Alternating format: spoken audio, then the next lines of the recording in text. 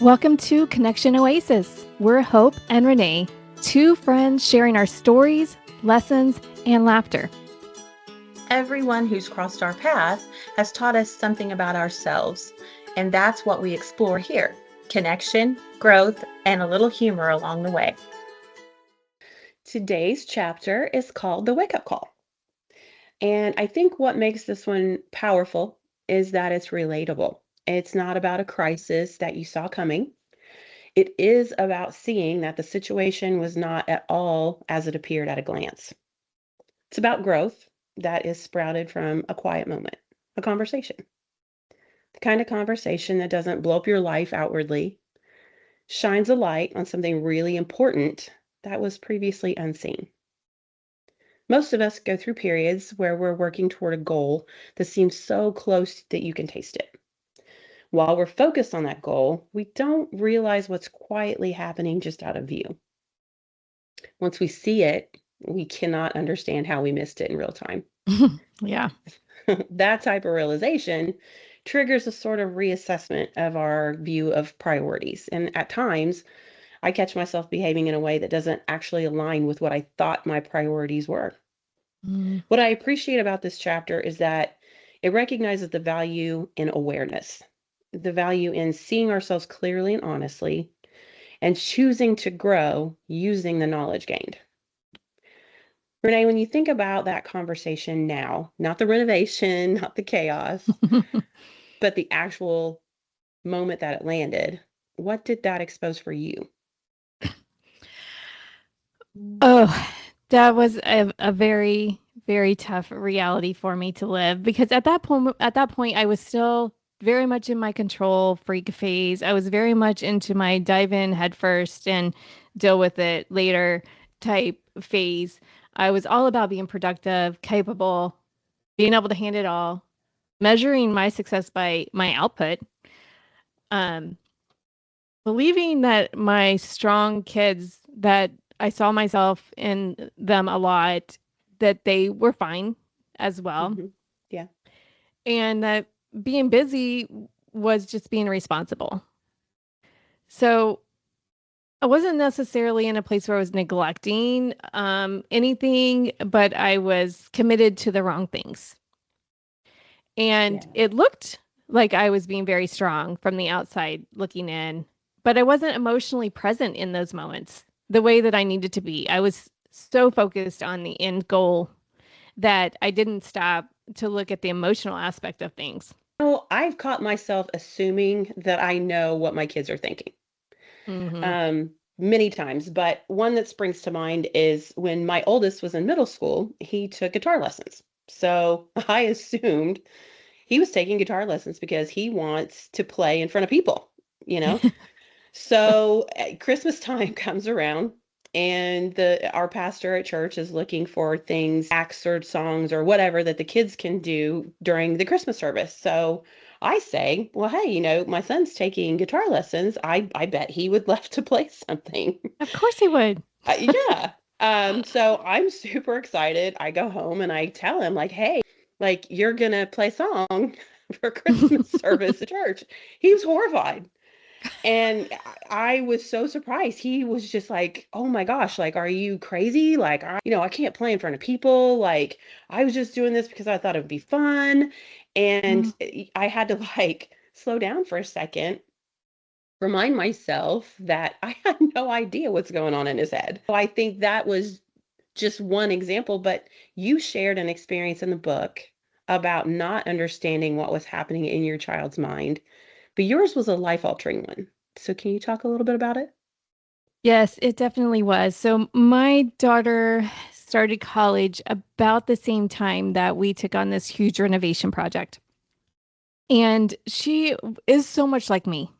Yes. And so when I look at her, I see what people see when they look at me sometimes.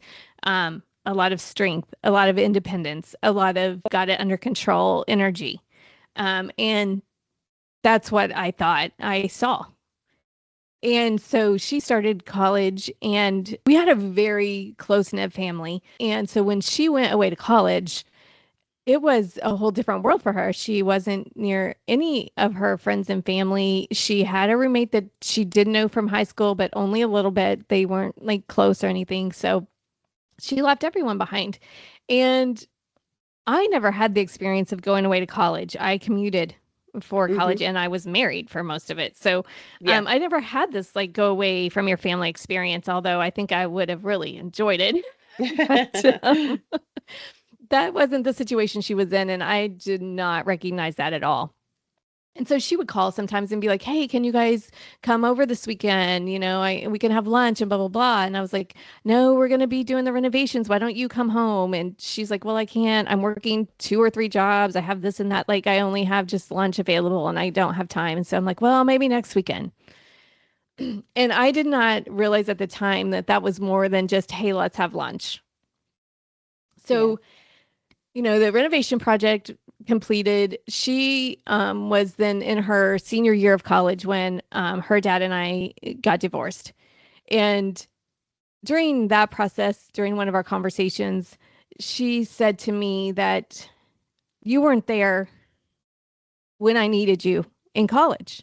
And I was like, what are you talking about? Like, I made sure you had everything you needed and we talked on the phone. And she's like, I, I missed you guys and I needed you.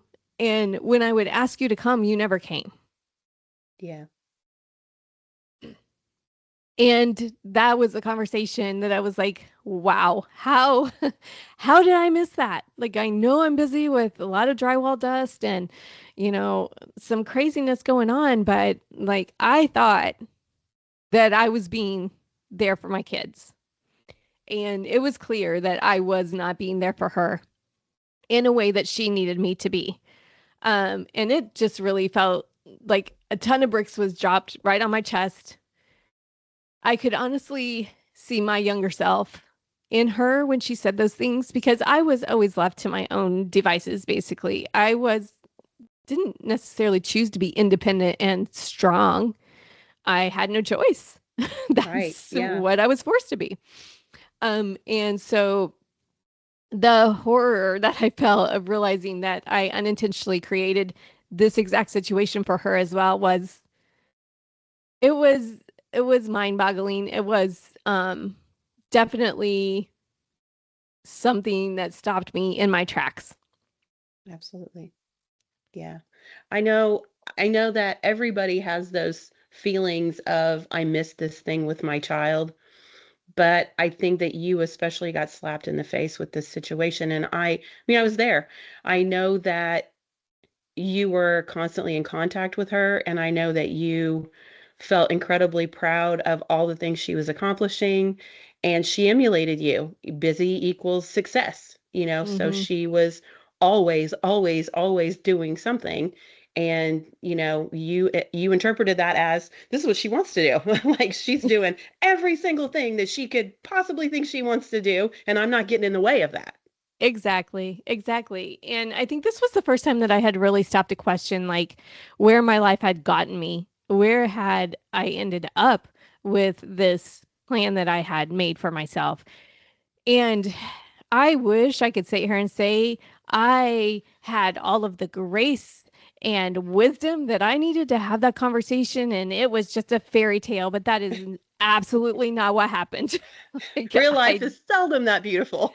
yes, I did not handle it well. I spiraled and that conversation has come back to me so many times throughout the last many years.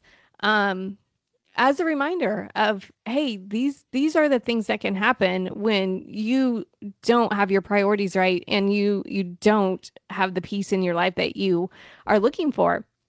I remember feeling very a lot of shame, um and almost a loss of identity because if I'm not this amazing maybe not amazing but if I'm not this supportive mom that I thought I was, like what am I?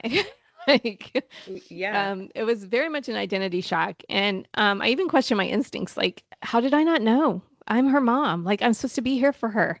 And she's telling me I wasn't. And then I'm like, what else did I miss? Like, oh my gosh, like so many questions, so many questions. And Yeah. That conversation didn't fix anything. I mean, really, it was literally her telling me and me going, "Oh shit." Yeah. Um, but it did start an avalanche in me, and it really did start that. I think I would say that was the big part of me stopping and really hard questioning, like, how have I gotten here? Do I want to continue down this path? What do I need to do differently? What does that look like? What else have I not seen? And what maybe have I justified away? Um, and that's when it was time to really stop and start doing the work. So, That's a difficult thing because I think a lot of people have realizations, but after you have that realization, then what do you do? Do mm, you sit with it, admit that you have something to learn? And that was one of the things that I've been most proud to witness is how much that you've grown because you actually sat in that moment, you accepted every piece of it, and then you were like, how can I grow? Not everybody has the courage to do that. well, I can tell you there were a lot of situations similar earlier in my life that it may have just been all I felt was the emotion, and I was overwhelmed with that emotion, and I didn't do anything about it or with it. But this just was too important to do that with. And so I'm like, okay, I got to figure it out. So I had to go from the overwhelming emotion, which I still feel now when I talk about it, That's fair. to ownership. Like, she's right.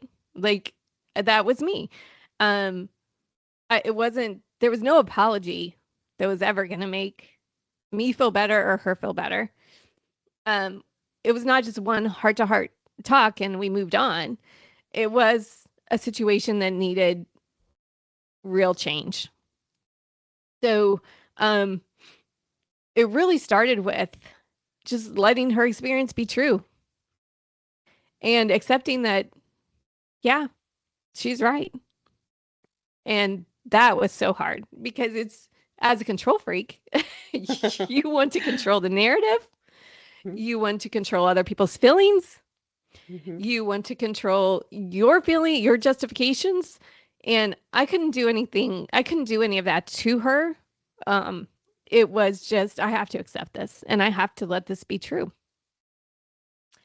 Um, and then, of course, comes some guilt, and just staying in that guilt will never get you anywhere. Right. So you have to feel it. You have to honor it and say, yeah, I do feel guilty. Like, I feel bad for doing this. Like, it's absolutely Mm-hmm. not what I was trying to do.